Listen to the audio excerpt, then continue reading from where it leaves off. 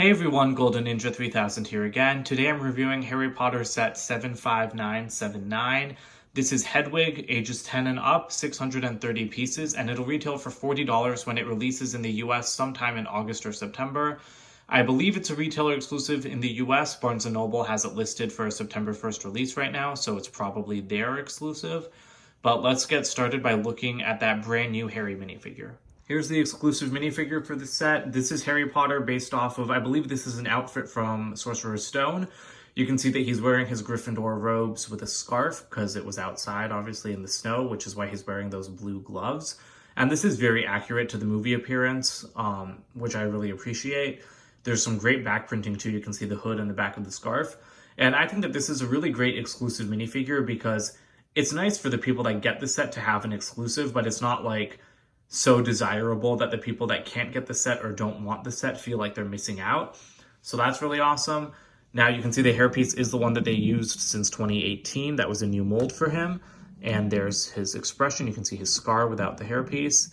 And then there's the reverse where he's screaming. And of course he does come with his regular dark brown wand.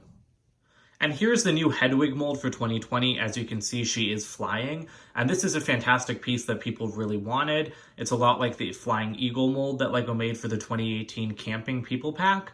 So I really appreciate that. And she comes in 4 different sets. This is the cheapest one that she comes in. And so rotating it, you can see like the main body part is a lot like just the normal LEGO owl. It's like the same printing and everything. But those wings are just beautiful. And like there's so much detail on the back. The back is a lot more detailed than I thought, and you can see that like the wings really sweep back, they're really curved. And so I really appreciate that. I really like this piece. I'm glad that LEGO decided to make a flying owl. And you know, it doesn't look too awkward. It does look like a little bit awkward because I mean like LEGO proportions are just kind of weird, but it's a great new piece and I'm really glad that they made it. Now the only other build apart from Hedwig in this set is this little minifigure stand. It's very plain, just made up of a couple of pieces, but you can stand Harry on these studs. And then you can grab Hedwig and put her on her perch. And there you go. So that's really great. I like minifigure stands a lot and like display sets, and they fit perfectly there. And so there's an even cooler part about the stand because you can actually put it on the stand of the buildable Hedwig, which I'll show with her in just a couple minutes. All right, so here is Hedwig. Now, first things first, she is a little bit creepy. Like, she just is. Buildable LEGO characters aren't always executed perfectly, and the head on this one is just a little bit off. The eyes are printed. All the other decorations are made with stickers, and I'm going to spin this around. You can kind of see my light reflected in her eye. But yeah, so it's just like one of those like black, like round slider, like boat bottom pieces that's then printed with like a gold ring around it. So that's a cool piece, and again, like the head looks pretty decent. You've got the beak down there, and it can move, actually.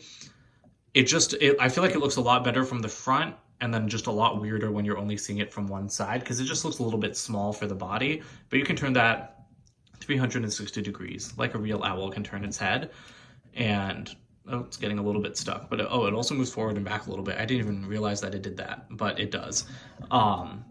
So that's kind of cool, actually, finding that out for the first time. You can see she has her little beak there. I'll get a higher angle to take a look at some of the other features in a second, but keeping with the front, you can see that there are little feet here, so you can kind of angle those, and there are claws, and then they're just like clutching that letter. So again, the letter's made up of stickers. There's a Hogwarts seal in the center, which is really nice. And this Hedwig sticker at the base, like this little nameplate, that is a sticker as well.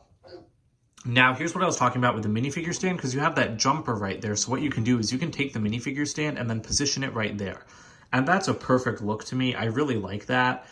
You know, like minifigure stands can never really be placed with the build. They're always just like a separate side build, but that works out perfectly, and I really like that. Now, the other detailing in the base, you can see that there are gold pieces that lined up with the minifigure stand, and then there are Gryffindor colors in the base with transparent red and transparent yellow bricks. The base is like, it doesn't stand like perfectly flat because of like the weight of the set, but that's not like really a big deal. It's definitely stable enough. And so again, like that detailing goes all around. At the back, you can see the crank for the main play feature, which I'll show when we're done taking a look at just the detailing. But here from the back, you can get a much better look at just like the actual brick built detailing. Now, the designer did an excellent job getting the feathering detail in, especially with using a lot of these little quarter round tile pieces. Now, the one thing I don't like about the build is you can see too much gray, in my opinion. There are gray hinges here that could have easily been white. This piece could have been white. Just basically all of the gray parts that come through could have been white, and maybe they didn't make it white because they thought that it would just be too much white, so the gray is like still a light color but adds a little bit of variation. But I just don't think it looks very good, especially like on like the tips of the wings there, because they make these pieces in white, so they easily could have been white. Now here's like the main tail section. You can move these side pieces, so these ones can swing out, and so you can like kind of get the feathering that you want in there.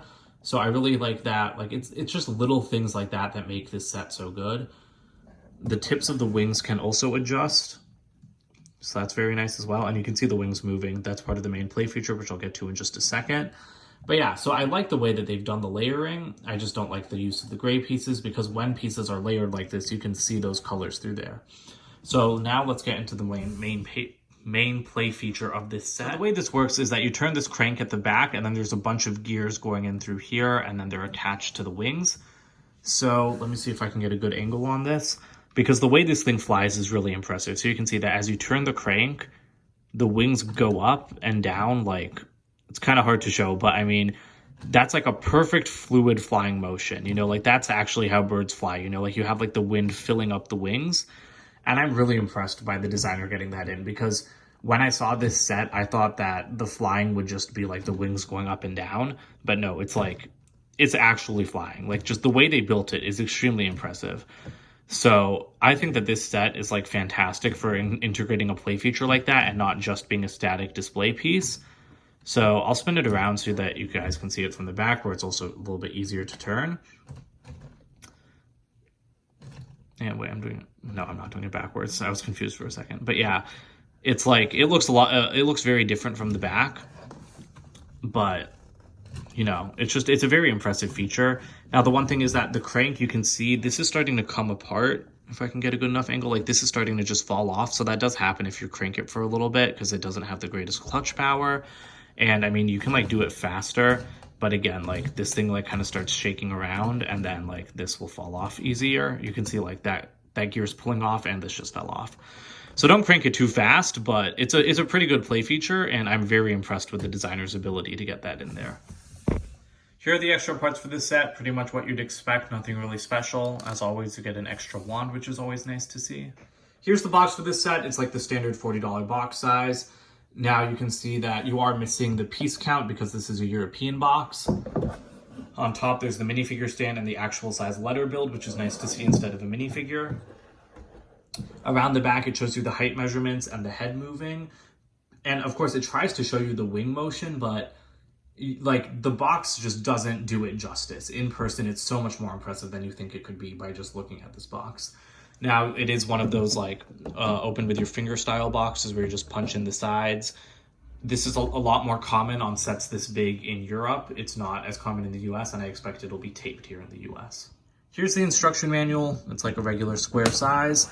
On the back, there's the win ad, and then before the set inventory, you do have a little advertisement for the 4 main sets. So no Hedwig or Burrow, because they are retailer exclusives in the US and probably in Europe, I think, but I'm not sure.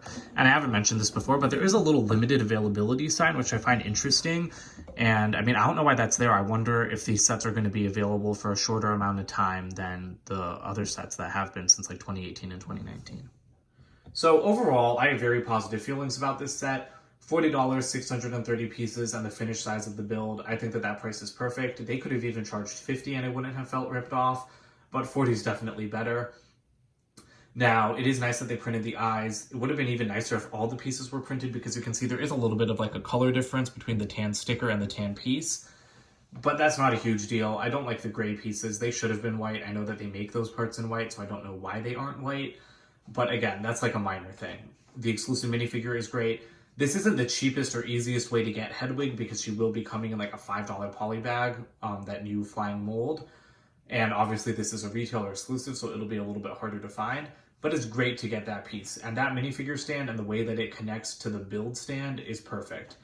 So, you know, this is obviously a more niche product. If you don't like large display pieces, you probably won't like this set. But if you do like large display pieces, you probably will enjoy this set. And, you know, and unlike the Star Wars ones, you know, like BB-8 had some cool features, but like Yoda is just static. Dio can like barely do anything. but like the wing flapping on this thing is probably the most impressive play feature that I've seen on one of these like large scale buildable figures. So yeah, I highly recommend this set if this is something that you're interested in. I think the price is great. Again, it's probably a Barnes & Noble exclusive in the US, but we'll know for sure within like the next month or so. So bye for now, and I have more reviews coming very soon.